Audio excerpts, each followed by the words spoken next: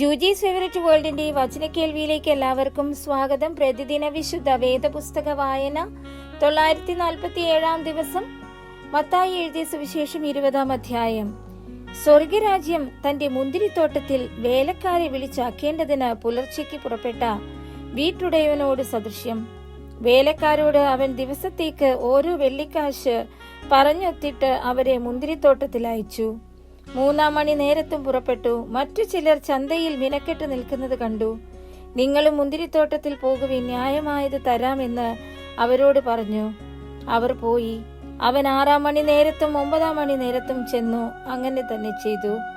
11 മണി നേരത്തും ചെന്നു. മറ്റു ചിലർ നിൽക്കുന്നത് കണ്ടിട്ട്, നിങ്ങൾ ഇവിടെ പകൽ മുഴുവൻ മിനക്കെട്ട് നിൽക്കുന്നത് എന്ത് എന്ന് ചോദിച്ചു. ഞങ്ങളെ ആരും കൂലിക്ക് വിളിക്കായിക കൊണ്ടത്രേ എന്ന് അവർ പറഞ്ഞപ്പോൾ, നിങ്ങളും മുന്തിരിത്തോട്ടത്തിലേക്ക് ചെല്ലുവിനെന്ന് അവരോട് പറഞ്ഞു. സന്ധ്യയായപ്പോൾ മുന്തിരിത്തോട്ടത്തിന്റെ ഉടയവൻ തന്റെ വിചാരകനോട് വേലക്കാരെ വിളിച്ച്, പിൻപന്മാർ തുടങ്ങി മുൻപന്മാർ വരെ അവർക്ക് കൂലി കൊടുക്ക എന്ന് പറഞ്ഞു. അങ്ങനെ 11 മണി നേരത്ത് വന്നവർ ചെന്ന് ഓരോ വെള്ളിക്കാശ് വാങ്ങി. മുമ്പന്മാർ വന്നപ്പോൾ തങ്ങൾക്ക് അധികം കിട്ടുമെന്ന് നിരൂപിച്ചു. അവർക്കും ഓരോ വെള്ളിക്കാശ് കിട്ടി.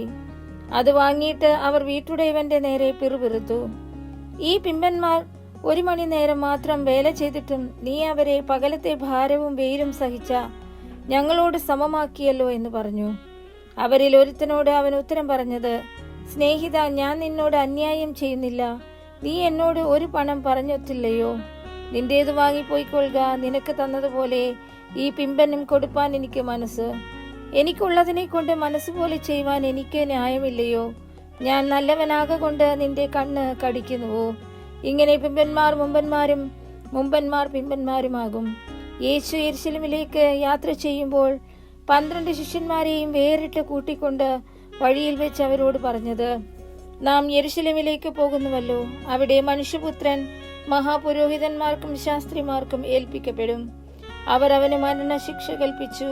പരിഹസിപ്പാനും തല്ലുവാനും ക്രൂശിപ്പാനും അവനെ ജാതികൾക്ക് ഏൽപ്പിക്കും.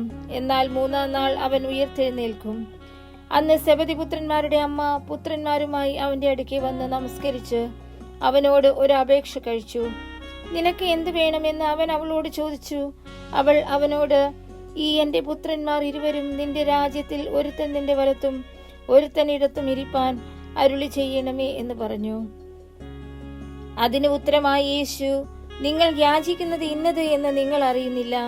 ഞാൻ കുടിപ്പാനിരിക്കുന്ന പാനപാത്രം കുടിപ്പാൻ നിങ്ങൾക്ക് കഴിയുമോ എന്ന് ചോദിച്ചു. കഴിയും എന്ന് അവർ പറഞ്ഞു. അവൻ അവരോട്, എന്റെ പാനപാത്രം നിങ്ങൾ കുടിക്കും നിശ്ചയം. എങ്കിലും എന്റെ വലത്തും ഇടത്തും ഇരിപ്പാൻ വരം നൽകുന്നത് എന്റേതല്ല, എന്റെ പിതാവ് ആർക്ക് ഒരുക്കിയിരിക്കുന്നുവോ അവർക്ക് കിട്ടുമെന്ന് പറഞ്ഞു. ശേഷം 10 പേർ അത് കേട്ടിട്ട് ആ 2 സഹോദരന്മാരോട് നീരസപ്പെട്ടു. യേശു അവരെ അടുക്കെ വിളിച്ചു, ജാതികളുടെ അധിപന്മാർ അവരിൽ കർത്തൃത്വം ചെയ്യുന്നു എന്നും മഹത്തുക്കൾ അവരുടെ മേൽ അധികാരം നടത്തുന്നു എന്നും നിങ്ങൾ അറിയുന്നു. നിങ്ങളിൽ അങ്ങനെ അരുത്. നിങ്ങളിൽ മഹാനാകുവാൻ ഇച്ഛിക്കുന്നവനെല്ലാം നിങ്ങളുടെ ശുശ്രൂഷക്കാരനാകണം. നിങ്ങളിൽ ഒന്നാമനാകുവാൻ ഇച്ഛിക്കുന്നവനെല്ലാം നിങ്ങളുടെ ദാസനാകണം. മനുഷ്യപുത്രൻ ശുശ്രൂഷ ചെയ്യുവാനല്ല, ശുശ്രൂഷിപ്പാനും അനേകർക്ക് വേണ്ടി തന്റെ ജീവനെ മറുവിലയായി കൊടുപ്പാനും വന്നതുപോലെ തന്നെ എന്ന് പറഞ്ഞു. അവർ യെരിഹോവിൽ നിന്ന് പുറപ്പെട്ടപ്പോൾ വലിയൊരു പുരുഷാരം അവനെ അനുഗമിച്ചു. അപ്പോൾ വഴിയരികെയിരിക്കുന്ന 2 കുരുടന്മാർ യേശു കടന്നു പോകുന്നത് കേട്ടു. കർത്താവേ, ദാവീദ് പുത്ര, ഞങ്ങളോട് കരുണ തോന്നണമേ എന്ന് നിലവിളിച്ചു.